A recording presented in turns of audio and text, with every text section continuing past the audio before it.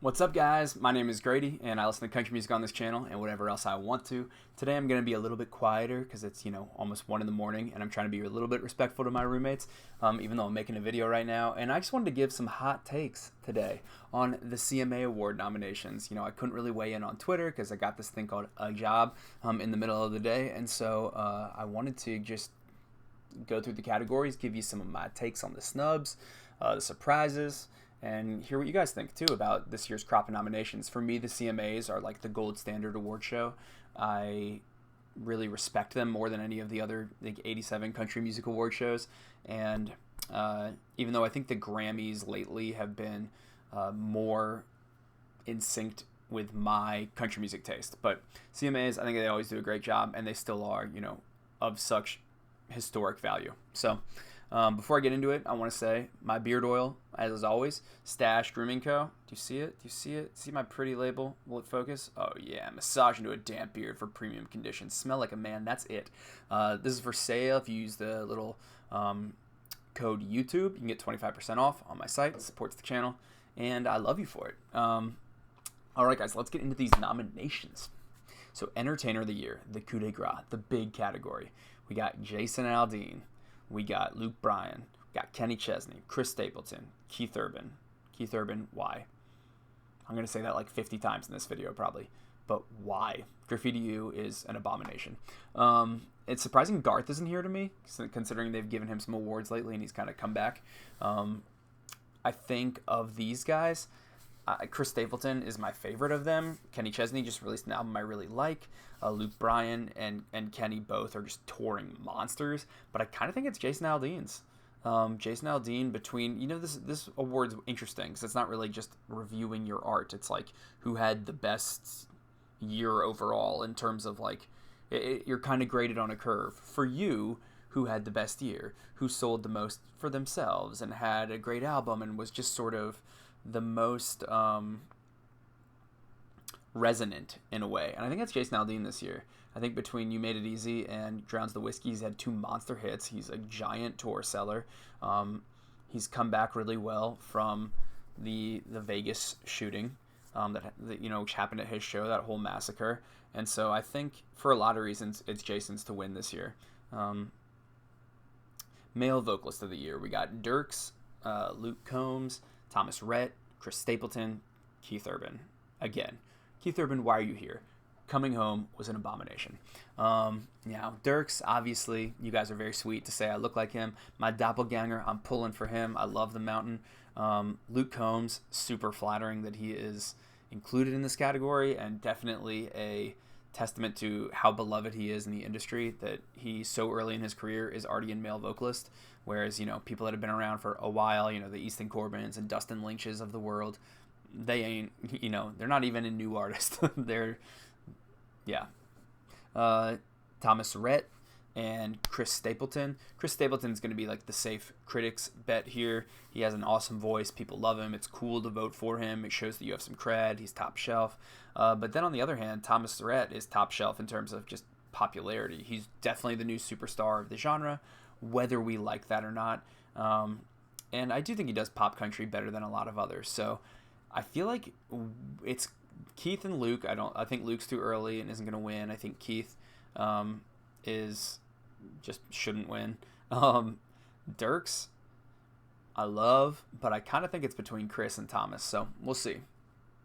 Female Vocalist of the Year, we got Kelsey Ballerini, Miranda Lambert, Maren Morris, Casey Musgraves, Carrie Underwood.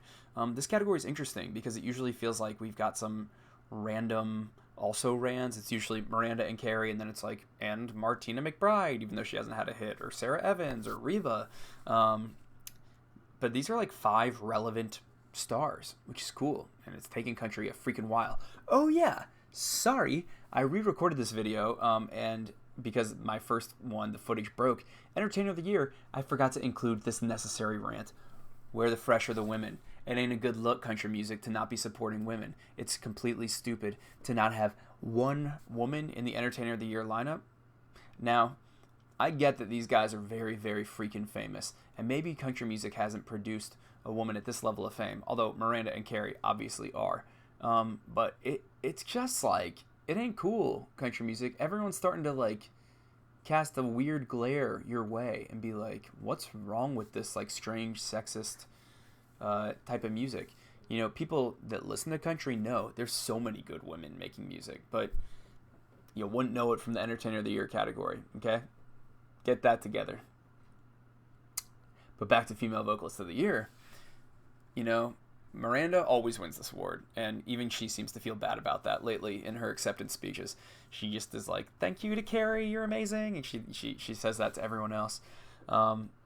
Carrie, I think, you know, is probably owed a few wins over the past few years, although she's never made an album as good as Miranda's. She doesn't really bare her soul that much. Seems like on this next album it might be finally us getting a sense of the real Carrie. But I kind of think Maren Morris might sneak in. I think Casey is too kind of like seen as an outsider in the industry, and whether I feel like that's a one-sided feud. I don't feel like Casey Musgraves is picking fights with country music, but it seems like they have problems with her. Kelsey, you know, this whole second album cycle has been kind of nothing. Legends was like a long, slow climb. I Hate Love Songs hasn't really taken off, and the whole album just on the whole feels unapologetically just very bland, and she's still a star. People still really like her, but it doesn't seem like a year she'll win. Miranda, perennial favorite, but and I would say that it would be Carrie's to take, even though she hasn't had an album out this year, but I just kind of think it might be the year that Maren sneaks in there. You know, Miranda has had a lot of bad press this year. You know, being the new girl as a marriage breaks up, as kind of was the case with Evan Felker, that ain't a good look always. And whether or not that's fair, I feel like that might be on some voters' minds. And so Carrie would be the next natural option, but however voting blocks and agencies work, I just get the vibe that Carrie doesn't have that much support since she's not an awards favorite, and there's totally corruption in agencies and voting blocks and all this kind of weird stuff that goes into award shows. Hate to break it to you. So I'm going to be bold and say that Maren Morris takes this category. She's kind of blown up. Hero was a really well-selling album, and then obviously she collaborated on The Middle, which made her a pretty big star. Not in country music, but hey, there's no genres anymore, remember? Vocal Group of the Year, we got Lady Antebellum, Lanco, Little Big Town, Midland, Old Dominion. It's funny that LLMO, there's only like a 4-letter span between L and O, and all the vocal groups came from there. Is that cool? Maybe. Of these, Little Big Town, they've won a bunch. Lady Antebellum has won a bunch. Midland, they're too new, and their costumes are already annoying. Lanco, I really like Greatest Love Story, but again, too new to really, I think, have the votes. I think this is Old Dominion's, guys. I think Old Dominion is kind of like the train of country music, and they're just kind of riding straight down the middle with like unremarkable pop songs, and I think they're going to take it. That's my prediction.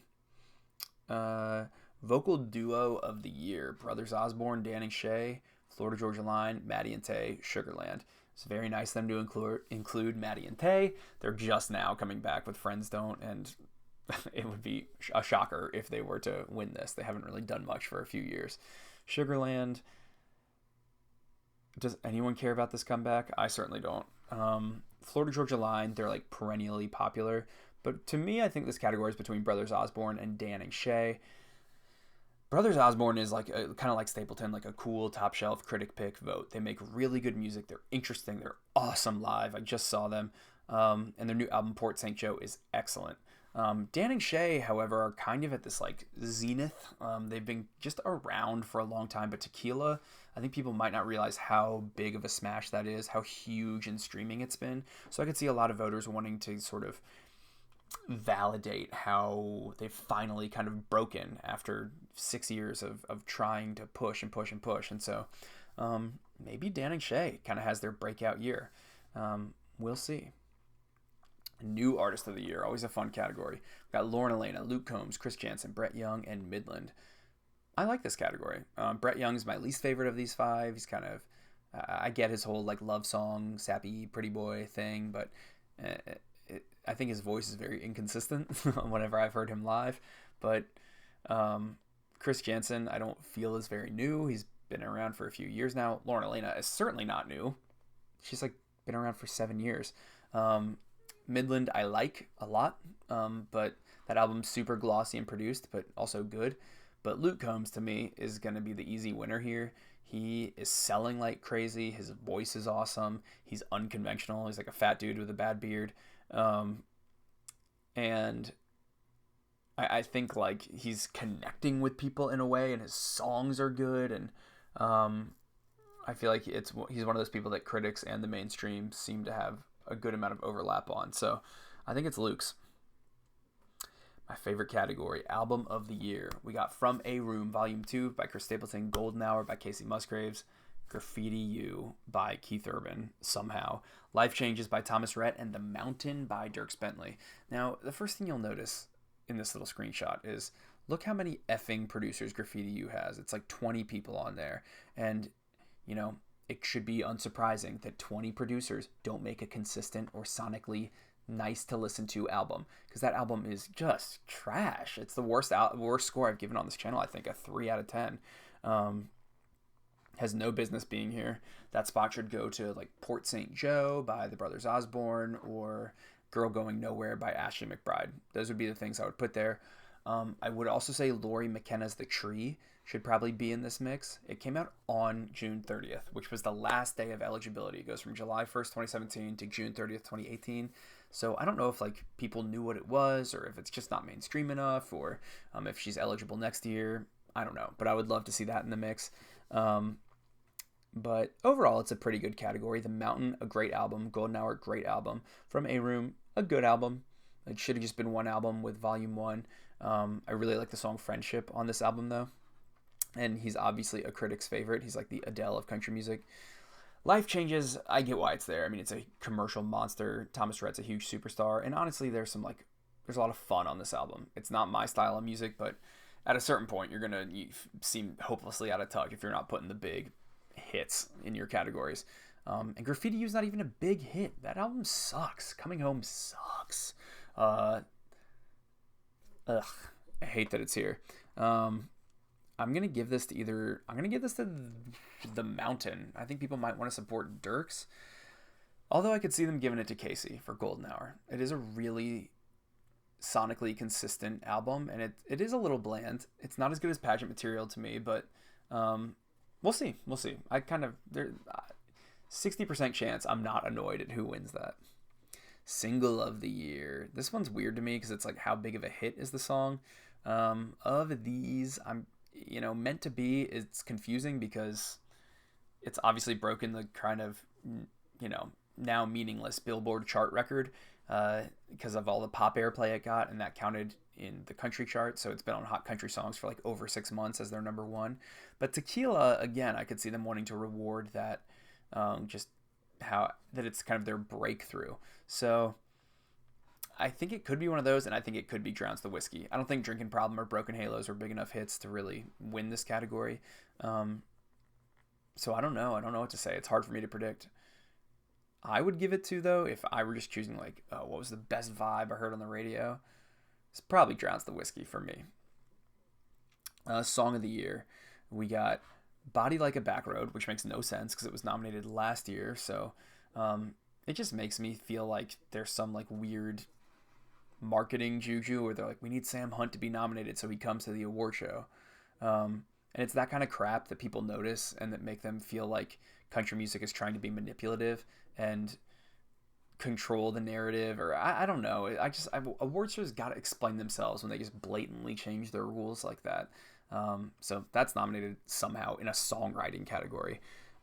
Broken Halos, Drowns the Whiskey, Drunk Girl, and Tequila. A lot of good songs here. Body Like Your Back Road is a fun song, but I do not think it should win a songwriting award. Tequila is a really well-written song. Drowns the Whiskey, I think, is an excellent little like hook and concept of like whiskey should drown the memories, but the memories drown the whiskey. That's beautiful. Broken Halos is an awesome song that's hopeful in the face of crushed dreams. But I think in this Me Too era, as we're kind of reckoning with sexuality and like how we're treating women, Drunk Girl by Chris Jansen. It's written by Scooter Caruso, Tom Douglas, and Chris Jansen. I think that's got to win. I think that would be a pretty cool statement for country music to make, that they might actually do care about women. But I don't really think it's even a message song in that way. Like, it's just only relevant in the Me Too movement. I think it's interesting no matter what. Like, take a drunk girl home and that's it. Don't sleep with her.